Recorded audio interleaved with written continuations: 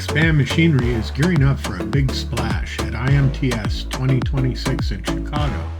One of our new additions to the GENTURN line is the GENTURN SL-32 ABY.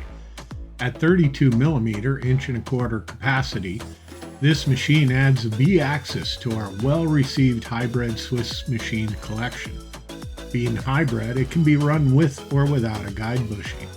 The main and sub spindle are rated at 7.4 horsepower and can run up to 6,000 RPM. It has 21 tools on the main spindle, including 8 driven tools on a programmable B-axis.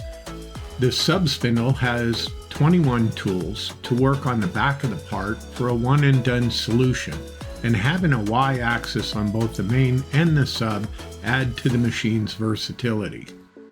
We look forward to seeing you at our booth to watch the GENTURN SL-32 ABY in action and get your picture taken with the Aero McLaren IndyCar. See you then.